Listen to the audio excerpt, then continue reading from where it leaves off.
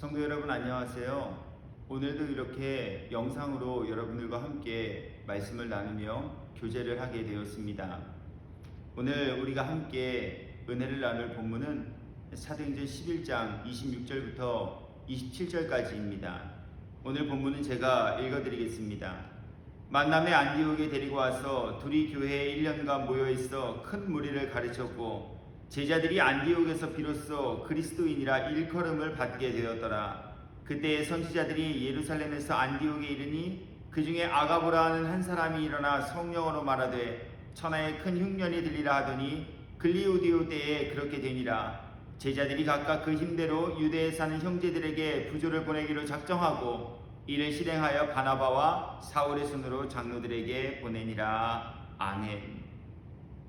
지난 주일에 이어서 오늘도 우리가 함께 살피고 생각하면서 은혜 나눌 본문인 사도행전 11장 27절부터 30절까지는 그리스도인으로서의 확실한 증거가 무엇인가 하는 부분에 대해 교훈하는 말씀입니다. 그래서 우리는 지난 주일에 이미 오늘 함께 은혜를 나눌 이 본문으로 그리스도인에 합당한 증거에 대하여 교훈받기를 혈통적으로는 결코 형제가 되어질 수 없고 그래서 형제라고 부를 수조차 없는 이방인이라 할지라도 예수님 안에서 새로운 영적 가족의 관계가 맺게 되어짐을 깨닫고 믿음으로 그들을 형제라 여기고 또 형제라 여기기에 형제라 부르며 사는 것에 있다라고 하는 것을 교훈받았습니다. 그리고 형제로 부를 뿐 아닙니다. 영적 가족이 되었음을 깨닫고 믿게 되었으니 혈연적 관계의 형제들이 당한 어려움을 방관하지 않고 서로 도우며 살아가는 것이 마땅하듯 우리 영적 형제들이 처한 어려움도 서로 돕고 살아가는 것이 바로 그리스도인들의 합당한 증거가 되어진다라고 하는 것을 우리는 말씀을 통해 함께 살피고 또 교훈받으며 은혜의 시간을 가졌습니다. 오늘 하나님께서는 동일한 본문으로 그리스도인의 증거에 대한 또 다른 교훈을 우리들에게 허락하여 주고 계신데요. 그것은 바로 그리스도인의 분명한 증거는 모든 일을 주님의 방법대로 행하는 것이다 라고 하는 교훈입니다. 본문은 안디옥의 그리스도인들이 유대의 형제들에게 부조를 모금하여 보내는 방법에 대해서도 증언하고 있습니다. 본문 중 30절의 말씀을 다시 한번 읽어드려 보겠습니다. 이를 실행하여 바나바와 사울의 손으로 장로들에게 보내니라. 무엇을 실행하였습니까? 힘대로 유대에 사는 형제들에게 부조를 보내기로 작정한 일을 이제 실행하였습니다. 그런데 그 일을 어떻게 실행하였다라고 성경이 증언하고 있습니까? 바나바와 사울의 손으로 장로들에게 보내는 것으로 자신들이 모금한 부조를 보내는 방법으로 택하였다라고 증언하고 있습니다. 성경이 안디옥의 그리스도인들이 구제하는 이 방법에 대해서까지도 묘사하고 있는 것은요, 구제라는 선한 일을 할지라도 그리스도인은 모든 일을 행할 때에 하나님께서 정하신 방법대로 하는 것이 그 합당한 증거됨을 교훈하여 주시기 위함입니다. 안디옥의 그리스도인들, 그들은 자신들의 힘대로 모금한 부조금을 사도들의 손을 통해 구제하였습니다. 혹시 안디옥의 그리스도인들께서는 구제하는 방법을 모르셔서 사도들의 손으로 하게 하신 것일까요? 아니면 현대인들처럼 너무 바빠서 유대까지 달려가 자신들이 모금한 부조금을 전달할 시간적인 여유를 갖지 못해 사도들에게 부조금을 대신 전달하도록 부탁하신 걸까요? 아닐 것입니다. 어쩌면 안디옥의 그리스도인들께서도 모금한 부조금을 오히려 자신들이 직접 전달해주고 싶었는지도 모릅니다. 왜냐하면 사람은 본래 자신이 행한 선한 일과 업적이 자신의 이름으로 널리 알려지기를 바라는 마음을 품고 살아가는 존재가 되기 때문에 그렇습니다. 사무엘상 15장 1절 이후의 말씀입니다. 사무엘이 사울에게 이르되 여호와께서 나를 보내어 왕에게 기름을 부어 그의 백성 이스라엘 위에 왕으로 삼으셨은즉 이제 왕은 여호와의 말씀을 들으소서. 만군의 여호와께서 이같이 말씀하시기를 아말렉이 이스라엘에게 행한 일 곧 애굽에서 나올 때에 길에서 대적한 일로 내가 그들을 벌하노니 지금 가서 아말렉을 쳐서 그들의 모든 소유를 남기지 말고 진멸하되 남녀와 소와 젖먹는 아이와 우양과 낙타와 나귀를 죽이라 하셨나이다 하니 사울이 백성을 소집하고 그들을 벨라임에서 세어보니 보병이 20만 명이요 유다 사람이 10,000명이라. 사울이 아말렉 성에 이르러 골짜기에 복병시키니라. 사울이 겐 사람에게 이르되 아말렉 사람 중에서 떠나가라. 그들과 함께 너희를 멸하게 될까 하노라. 이스라엘 모든 자손이 애굽에서 올라올 때에 너희가 그들을 선대하였느니라. 이에 겐 사람이 아말렉 사람 중에서 떠나니라. 사울이 하윌라에서부터 애굽 앞 술에 이르기까지 아말렉 사람을 치고 아말렉 사람의 왕 아각을 사로잡고 칼날로 그의 모든 백성을 진멸하였으되. 아멘. 이 말씀은 하나님께서 이스라엘을 위하여 이스라엘의 대적 아말렉을 물리치게 해주신 한 사건을 소개하고 있는 내용입니다. 하나님께서는 이스라엘의 대적인 아말렉을 이스라엘의 왕 사울에게 붙여주셨습니다. 그래서 사울은 말씀에서처럼 하나님의 도우심으로 아말렉과의 전쟁에서 승리하게 되었습니다. 그런데 전쟁에서 승리한 사울왕은 바로 이 전쟁의 승리의 업적을 자신의 것으로 치부해버리고 맙니다. 사무엘상 15장 12절입니다. 전쟁에 승리하고 난 이후 사울이 과연 어떠한 일을 하게 되었을까요? 성경은 이렇게 증언합니다. 사무엘이 사울을 만나려고 아침에 일찍이 일어났더니 어떤 사람이 사무엘에게 말하여 이르되 사울이 갈멜에 이르러 자기를 위하여 기념비를 세우고 발길을 돌려 길갈로 내려갔다 하는지라. 아말렉과의 전쟁은 분명 하나님께서 작정하셨고 또 하나님께서 이기게 해주신 것입니다. 그러나 사울은 전쟁에서 승리한 후 그 승리의 공을 하나님께 돌리지 않고 자신을 위한 기념비를 세움으로 그 공적을 자신이 가로챘습니다. 이것이 바로 사람의 본성입니다. 그래서 그리스도 밖에 있는 사람들은요, 구제를 할 때 사진을 찍어 기록하기도 합니다. 구제를 하면서 기자들을 불러 자신들의 선행을 은근히 전하는 일을 하기도 합니다. 아니, 요즘에는 아예 자신의 선행을 널리 알리기 위해서 스스로 자신의 업적 그리고 선행을 소셜 네트워크와 같은 곳에서 PR하고 광고하기도 합니다. 그런데 오늘 안디옥의 그리스도인들은 자신들이 힘대로 모금한 부조금을 사도들의 손을 통해 전달하였습니다. 그들이 이렇게 한 것은 다른 이유가 없습니다. 그들은 그리스도인으로서 구제라는 선한 일도 하나님께서 정하여 주신 방법대로 실행함이 마땅하다라고 깨달아 알게 되어진 분들이기 때문에 그렇습니다. 왜냐하면 주님은 이미 주님을 따르는 제자들에게 그리스도인으로서의 합당한 구제하는 방법에 관하여서 다음과 같이 말씀하여 주셨기 때문에 그렇습니다. 마태복음 6장 1절 이후의 말씀입니다. 사람에게 보이려고 그들 앞에서 너희 의를 행하지 않도록 주의하라. 그리하지 아니하면 하늘에 계신 너희 아버지께 상을 받지 못하느니라. 그러므로 구제할 때에 외식하는 자가 사람에게서 영광을 받으려고 회당과 거리에서 하는 것 같이 너희 앞에 나팔을 불지 말라. 진실로 너희에게 이르노니 그들은 자기 상을 이미 받았느니라. 너는 구제할 때에 오른손이 하는 것을 왼손이 모르게 하여 내 구제함을 은밀하게 하라. 은밀한 중에 보시는 너희 아버지께서 갚으시리라. 그리고 주님의 말씀대로 아버지께서 보시고 갚아주시기에 합당한 그리스도인으로서의 구제의 방법에 대하여서는 초대 교회를 통하여서 다음과 같이 우리들에게 보여주고 계신데요. 사도행전 4장 32절 이후의 말씀입니다.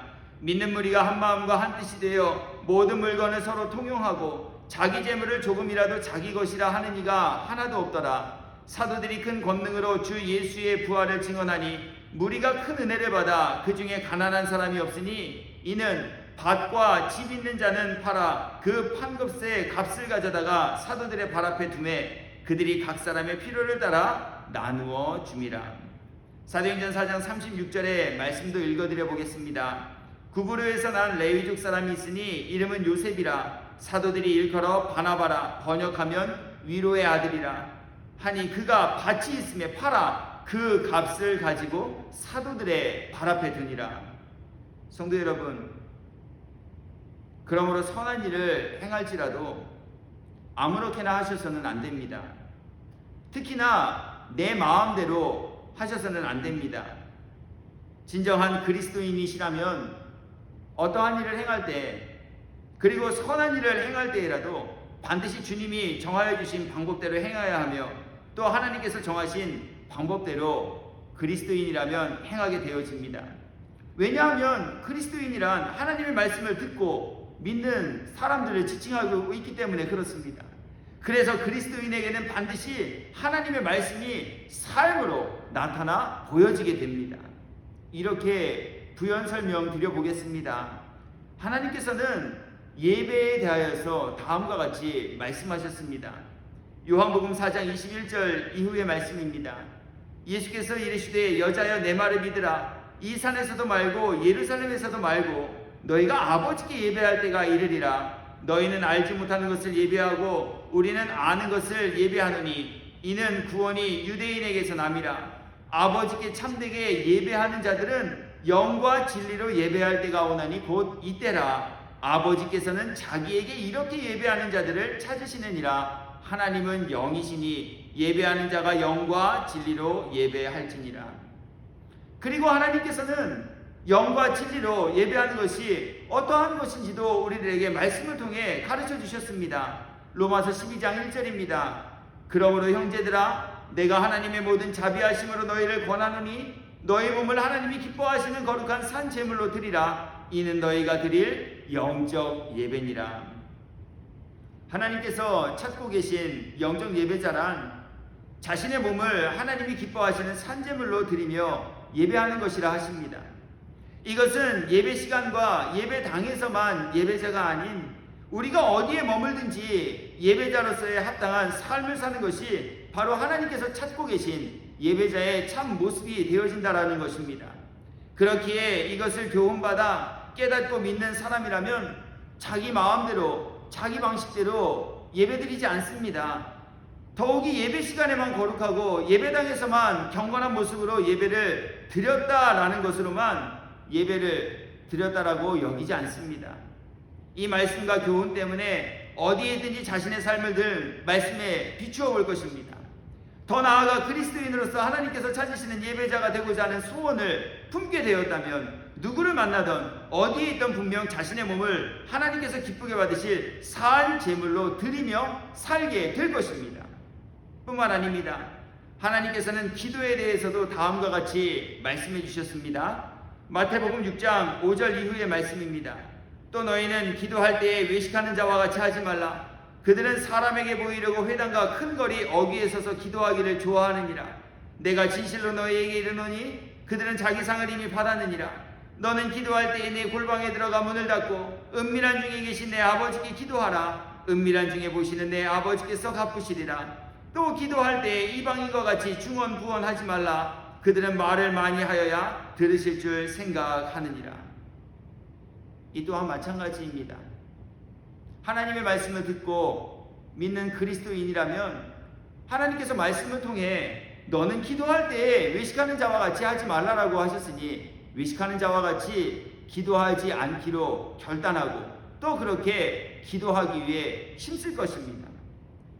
외식하는 기도란 사람에게 보이려고 하는 기도라 예수님께서 말씀하여 주셨기 때문에 사람에게 보이는 기도가 아닌 하나님께서 들으시고 하나님의 마음에 합한 간구를 드리기 위하여 기도하는 일에 더 열심하게 되어질 것입니다. 이방인과 같이 중언부언하며 기도하지 말라라고 분명하게 명시하시고 말씀하셨으니 이방인들처럼 중언부언하며 기도하지 않기 위해 노력할 것입니다. 마태복음 6장 31절 이후의 말씀입니다. 그러므로 염려하여 이르기를 무엇을 먹을까 무엇을 마실까 무엇을 입을까 하지 말라. 이는 다 이방인들이 구하는 것이라. 너희 하늘 아버지께서 이 모든 것이 너희에게 있어야 할 줄 아시느니라. 그런즉 너희는 먼저 그의 나라와 그의 의를 구하라. 그리하면 이 모든 것을 너희에게 더하시리라. 이 말씀을 듣고 믿은 그리스도인이라면 어찌 사람에게 보이려고 외식하는 기도를 할 수 있겠는가라고 하는 것입니다. 이 말씀을 듣고 믿은 그리스도인이라면 그래서 하나님의 말씀이 믿어짐으로 하나님의 말씀대로 살아가고 싶은 마음에 소원을 허락받은 그리스도인이라면 혹시 기도를 드리면서도 나의 기도와 간구의 내용은 하나님께서 이방인들이나 구할 것이라고 취급하시는 무엇을 먹을까 마실까 입을까로 채워지고 있지는 않은가? 어찌 자신의 기도의 내용을 돌아보지 않을 수 있겠는가라고 하는 것입니다. 누가 묻지 않아도 자신의 기도를 늘 말씀에 비춰 점검해 볼 것입니다. 예배와 기도들은 그렇다고 내가 하고 싶다 해서 할 수 있는 것이 아닙니다. 또 내가 하기 싫다고 하여 하지 않아도 되는 것이 아닙니다. 하나님께서 찾으시는 예배자, 하나님께서 들으시고 응답하여 주시기에 합당한 그리스도인의 간구는 말씀을 믿고 말씀을 믿기 때문에 말씀대로 살기 위해 기도하며 또 말씀대로 살아가도록 힘과 능력을 하나님께로부터 공급받은 그리스도인에게서만 나타나는 분명한 증거가 되어집니다. 그러므로 그리스도인의 증거는 구제하는 데 있지 않습니다. 그리스도인의 분명한 증거는 구제라도 하나님의 방법대로 행하는 것에 있음을 우리에게 교훈하고 있습니다. 그러므로 오늘 말씀을 나누는 저와 여러분 모두에게 내 마음대로가 아닌 모든 일을 하나님의 방법대로 행하는 그리스도인의 증거가 더욱 확실하여지며 풍성하여지는 은혜 입기를 주님의 이름으로 축복합니다. 끝으로 오늘 하나님께서는 본문을 통해 그리스도인의 확실한 증거는 순종이라고 하십니다. 안디옥의 그리스도인들이 자신들이 모금한 부조금을 사도들을 통해서 구제하게 한 것은 구제의 방법은 교회와 사도들을 통해 하는 것임을 그들이 듣고 배움받았기 때문에 그렇습니다. 즉 안디옥의 그리스도인들은 하나님께서 말씀 주사 사도들을 통해 가르쳐 주신 구제하는 방법을 들음에만 머물러 있지 않고 그 방법을 듣고 배움받게 되었으니 듣고 배움받은 바 그 방법대로 그들은 유대에 있는 영적 형제들에게 부조금을 전달하는 방법을 선택하고 그것을 실행에 옮겼다라고 하는 이야기입니다. 그리스도인이 아니어도요, 어느 정도의 수준까지는 순종할 수 있을지 모릅니다. 그리스도인이 아니라도요, 들은 말씀 중에 내가 할 수 있고 또 내가 하고 싶은 말씀에는 순종하며 살 수 있는지 모릅니다. 그래서 그리스도인이 아니어도 교회에 다닐 수 있습니다. 그래서 그리스도인이 아니어도 성경을 읽고 연구하는 일에 참여하고 열심으로 동참할 수 있습니다. 그리스도인이 아니어도 예배 시간에 참석할 수 있습니다. 그러나 하나님의 말씀에 온전히 순종함은 오직 그리스도인만이 할 수 있습니다. 왜냐하면 하나님께서는 예배를 드려라, 헌금을 드려라, 절기를 지켜라, 인내하며 성실하게 살아라, 화내지 말고 착하게 살아라 라는 정도의 것들만 명령하고 계시지 않기 때문에 그렇습니다. 하나님께서는 원수를 내 몸과 같이 사랑하라 라고 말씀하시며 명령하십니다. 하나님께서는 자기를 부인하고 자기 십자가를 지고 예수님이 가신 그 고난의 언덕까지 함께 따라가라 말씀하십니다. 심지어 아브라함에게는 독자 이삭을 제물로 바치라고 말씀하셨습니다. 이 명령에는 과연 누가 순종할 수 있겠습니까? 이런 말씀에도 순종할 수 있는 것은 그렇게 오직 그리스도의 마음을 품은 그리스도의 소유인 그리스도인만이 할 수 있는 것입니다. 왜냐하면 바로 우리 주님의 마음이 어떤 말씀에도 순종하는 마음이시기 때문에 그렇습니다. 그래서 성경은 우리들에게 그리스도 예수의 마음을 품어 그리스도 예수처럼 하나님의 모든 말씀에도 순종하며 살아가는 그리스도인이 되라 말씀하십니다. 빌립보서 2장 5절 이후입니다. 너희 안에 이 마음을 품으라. 곧 그리스도 예수의 마음이니 그는 근본 하나님의 본체시나 하나님과 동등됨을 취할 것으로 여기지 아니하시고 오히려 자기를 비워 종의 형체를 가지사 사람들과 같이 되셨고 사람의 모양으로 나타나사 자기를 낮추시고 죽기까지 복종하셨으니 곧 십자가에 죽으십니다. 성도 여러분, 그러므로 하나님의 말씀에 죽기까지 순종하며 복종할 수 있는 것은 하나님의 말씀을 믿는 믿음이 아니고서는 불가능합니다. 예수님의 마음으로 새롭게 거듭난 그리스도인이 되어지지 않고는 하나님의 말씀 중 죽기까지 순종하라 라고 하신 이 말씀을 결코 이루며 살아갈 수 없습니다. 그렇기에 순종만이 그리스도인의 가장 분명하고도 확실한 증거가 되어질 수 있는 것입니다. 우리도 신앙생활 중 하나님의 말씀에 대해 듣고 배움받게 되었습니다. 그래서 어떤 때는 내 스스로 하나님의 말씀을 듣고 배움받는 일에 동참하였으니 나는 그리스도인이라고 자부할지 모르겠습니다. 그러나 우리는 듣고 배운 하나님의 말씀에 얼마나 순종하며 살아가고 있습니까? 어떤 상황에서도 교회 출석은 열심히 합니다. 그래서 교회에 출석하는 자신을 보며 뿌듯해하기도 하고, 그래도 이런 상황인데 나 오늘 교회 갔다 왔어 하며 스스로 그리스도인이라 자부하며 살아가고 있는지도 모르겠습니다. 그러나 악조건 속에서도 열심으로 교회에는 출석하였지만 얼마나 하나님의 말씀대로 순종하기 위해 도와주시는 하나님의 은혜를 구하고 또 그 은혜를 입으며 순종함으로 살아가고 있는가라고 하는 것입니다. 주님은 그리스도인의 확실한 증거가 바로 종교 예식에 참여하는 것에도, 예수님을 주님이라 부르는 것에도, 또 종교적인 신분과 지위를 갖는 것에도, 또 주님의 이름으로 우리 인생이 결코 행할 수 없는 큰 권능을 행하는 것에도 있지 않다라고 하십니다. 마태복음 7장 21절 이후의 말씀입니다. 나더러 주여 주여 하는 자마다 다 천국에 들어갈 것이 아니라, 예수님을 지금 주님이라 부르는 사람들 중에도 천국에 들어가지 못할 사람들이 있음을 시사하시는 말씀 아니겠습니까? 다만 하늘에 계신 내 아버지의 뜻대로 행하는 자라야 들어가리라. 예수님을 주님이라 부르는 사람들 중에 하나님 아버지의 뜻대로 행하는 이들만이 바로 그리스도인이요 하나님의 나라를 상속받기에 합당한 사람들이라는 이야기입니다. 그날에 많은 사람이 나더러 이르되 주여 주여 우리가 주의 이름으로 선지자 노릇하며 주의 이름으로 귀신을 쫓아내며 주의 이름으로 많은 권능을 행하지 아니하였나이까 하리니, 그때에 내가 그들에게 밝히 말하되 내가 너희를 도무지 알지 못하니 불법을 행하는 자들아 내게서 떠나가라 하리라.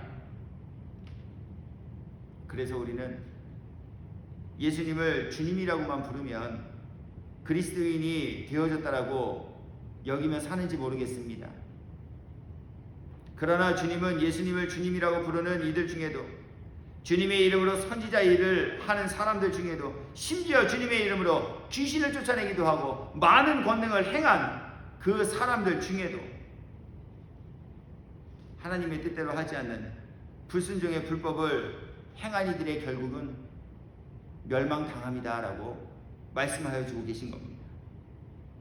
마태복음 23장 23절 말씀입니다. 화 있을진저 외식하는 서기관들과 바리새인들이여, 너희가 박하와 회양과 근처의 11조는 드리되 율법에 더 중한 바 정의와 긍휼과 믿음은 버렸도다. 그러나 이것도 행하고 저것도 버리지 말아야 할지니라. 우리는 11조를 드리는 것이 그리스도인의 확실한 증거라고 여기며 사는 때가 있는지 모르겠습니다.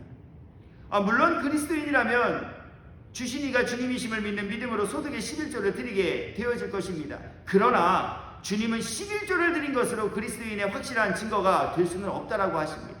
11조를 드리리라 할지라도 율법이 정한 바, 즉 하나님의 법도에 불순종하는 정의와 긍휼과 믿음을 저버린 이들에게는 결국 화가 미치게 되어질 것이다 말씀하고 있습니다. 그래서 하나님께서는 이미 사무엘 선지자를 통해 제사보다 순종을 낮게 여기시는 분이시다라고 분명히 말씀하셨습니다. 그래서 아마 이 말씀을 모르는 교인들은 없을 것입니다. 순종이 중요하다는 것을 우리는 모두 다 잘 알고 있습니다. 그러나 우리가 그리스도인이라고 하면서 예수님을 믿고 하나님의 말씀을 믿는다라고 하면서도 정말 제사보다 순종을 더 중요하게 여기며 살아가고 있는가라고 하는 것입니다. 대부분의 교인들이 순종이 제사보다 낫다고 하면서도 교회에서 하나님의 일을 이루기 위해 어떤 책임을 맡아달라고 요청하면 못한다고 거절하는 경우가 다반사입니다. 순종이 제사보다 낫다라고 하면서 어떠한 요청을 받았을 때, 하나님의 일에 함께 동참하자라는 권면을 받았을 때 순종하지 못하고 불순종하는 자세로 일관할 때가 다반사라는 이야기입니다. 그러면서도 예배를 드리는 일에는 열심합니다. 물론 오해가 없으시길 바랍니다. 예배를 드리는 것이 나쁘다는 것도 아니요, 또 요청에 거절했으니 예배를 드리지 말라는 이야기도 결코 아닙니다. 하나님께서 제사보다 순종이 낫다라고 하셨고, 또 그 말씀을 듣고 믿는 그리스도인이라면 어찌 하나님의 일을 위한 동역하자라는 요청에 아니요라고 하는 불순종의 열매는 맺으면서 예배 시간에는 열심히 참석하는 모습으로 스스로 그리스도인이라 자부하며 살 수 있겠는가라고 하는 것입니다. 또 예수님께서는 마태복음 5장 23절부터 24절의 말씀을 통하여 제단에 예물을 드리려 하다가 누군가와 다투고 누군가에게 원한과 원망받을 만한 그 일을 행한 것이 생각나거든 예물을 제단에 두고 가서 먼저 그와 화해하고 난 다음에 예물을 드리라라고 명령하셨습니다. 말씀하셨습니다. 그런데 많은 이들이 순종이 제사보다 낫다라고 하면서도, 주님 뜻대로 살기로 작정했다라고 찬송하면서도, 삶에서 사랑을 실천하는 빛과 소금의 역할을 감당하겠다라고 기도하면서도, 교회 안에서 누군가와 갈등이 생기면 그 갈등을 풀기 위해 기도하고, 누군가에게 원망들을 만한 언행을 한 자신의 못난 자아를 십자가에 달고 회개하며 말씀대로 화해한 다음에 예배드리려 하기보다는 그 갈등 때문에 하나님께서 맺어주신 영적 형제들과 관계를 끊어버리고 원수처럼 지내며 결국 순종은 하지 않은 채 교회를 떠나 다른 교회에 가서 예배 드리기도 합니다. 그러면서도 자신을 합리화합니다. 하나님은 어디에나 계시니 나는 다른 교회에 가서 편안하게 행복하게 기쁜 마음으로 신앙생활을 하는 것이 더 하나님이 기쁘게 받으실 일이다라고 말입니다. 그러나 하나님께서는 형제에게 원망들을 만한 일이 있을 때 다른 교회로 가라라고 말씀하고 계시지 않습니다. 형제에게 원망들을 만한 일이 생각나거든 먼저 가서 화해하고 돌아와 하나님께 예물을 드리라라고 말씀하고 있습니다. 순종하지 못하는 것에 대하여 이처럼 여러 가지 핑계를 내며 스스로 합리화하면서도 정작 예배드리지 못하는 것, 기도하지 않는 것, 종교 행위를 하지 못하는 부분에 대해서는 용서받지 못할 아주 큰 잘못을 저지른 것 마냥 죄책감을 느끼며 삽니다. 정작 하나님께서는 우리들에게 제사보다 순종함을 요구하시고 계심에도 불구하고 말입니다. 그리고 때로는 자녀들에게 순종을 요구하지만 정작 본인은 하나님의 자녀로서 하나님 아버지의 말씀에 순종하지 않은 자세를 일관합니다. 그러면서 자신이 얼마나 모순되게 말하고 자신이 하나님의 말씀에 얼마나 불복종하며 살아가고 있는 사람인지 깨닫지도 못합니다. 영적 형제들을 구제하기 위해 부조금을 모금한 안디옥의 그리스도인들, 그들은 부조금을 전달하는 방법에 대해서 왜 자신들이 하고 싶은 방법이 없었겠습니까? 그분들은 왜 자신들이 직접 전달하고 싶은 마음을 품은 이가 없었겠습니까? 그러나 안디옥의 그리스도인들은 하나님께서 정하여 주신 구제에 대한 방법을 듣고 그 말씀이 믿어짐으로 자신들이 원하는 방법이 있었을지 모르나 자신들의 방법대로 하지 않고 하나님의 방법대로 모금한 부조금을 전달함으로 순종이라는 그리스도인의 합당한 증거를 그들의 삶으로 몸소 실천하며 보여주셨습니다. 성도 여러분, 순종에는 두 가지의 순종이 있습니다. 하나는 순종하려고 애를 쓰는 순종입니다. 이러한 경우엔 100% 실패합니다. 그래서 우리는 순종이 어렵다라고 생각하고 있는 것입니다. 만일 우리가 노력해서 하나님의 모든 말씀에 순종할 수 있다면 예수님께서 십자가에서 죽으셔야 할 아무런 필요가 없습니다. 우리의 결단과 우리의 의지로 하나님의 모든 말씀에 순종할 수 있다면 우리는 하나님의 말씀대로 순종하기 위해 땀방울이 핏방울이 되어 떨어지는 것처럼 기도하였던 예수님처럼 기도해야 할 아무런 필요를 가지지 못한 사람들이 될 수 있습니다. 우리의 힘으로는 하나님의 말씀에 결코 온전히 순종하며 살아갈 수 없습니다. 그러나 절망하지 말아야 될 이유가 바로 여기에 있습니다. 그것은 또 한 종류의 순종이기 때문입니다. 그것은 죽음으로 순종하는 것입니다. 자신이 이미 예수님과 함께 십자가에 달려 자신의 모든 자아는 십자가에 못 박혀 죽임 당하였다라는 것이 믿어지고 깨달아진 이후에 하나님 앞에 나타나 보여지는 순종, 그 모습입니다. 도저히 순종할 수 없다고 생각되어질 때 우리가 할 수 있는 것은 오직 순종할 수 있도록 도우시는 은혜를 구하고 그 은혜를 입고 살아가는 것뿐입니다. 바로 그때 주님께서는 우리로 하여금 주님의 말씀대로 순종하며 살아갈 수 있는 새 힘과 능력을 공급하여 주십니다. 이제 말씀을 정리합니다. 그리스도인이 아니어도 구제할 수 있습니다. 그러나 그리스도인은 구제도 하나님의 방법대로 하게 됩니다. 그러므로 그리스도인의 합당한 증거는 하나님의 방법대로 하는 것에 있습니다. 그리스도인이 아니어도 교회에 다니고 성경 공부를 통해 성경의 지식을 넓혀갈 수는 있습니다. 그러나 순종보다 더 완벽한 믿음은 없습니다. 그러므로 하나님의 말씀에 순종하는 것이야말로 그리스도의 가장 확실하고도 분명한 증거가 되어집니다.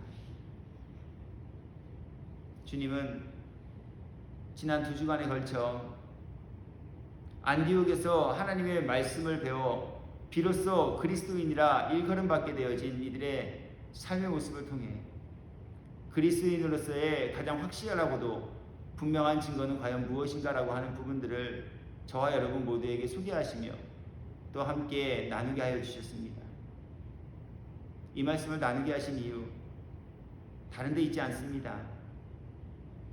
나는 그리고 우리는 과연 하나님께서 그리스도인들에게 나타나는 가장 확실한 증거라고 말씀하신 이러한 증거들이 나타나 보여지고 있는가? 우리 스스로의 믿음을 점검하고 또 돌아보게 하시기 위하여 하나님께서는 오늘 이 교훈의 내용들을 저와 여러분 모두에게 함께 살피고 나누게 하여 주신 것입니다.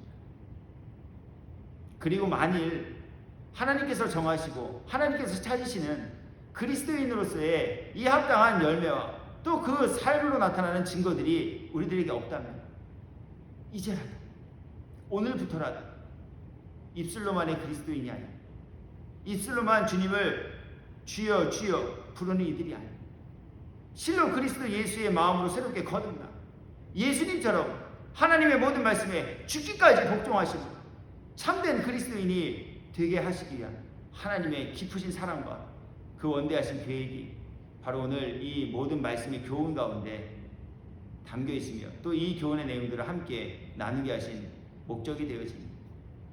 우리 모두가 참된 그리스도인이 되고 주님을 대면하는 그때 주님께로부터 외면을 당하는 이들이 아니라 그리스도인들을 위하여 예비하신 천국에서 구원의 기쁨 그리고 영생의 복락을 입고 누리며 지내시기에 합당한 저와 또 여러분 모두 되기를 주 예수 그리스도의 이름으로 축원합니다.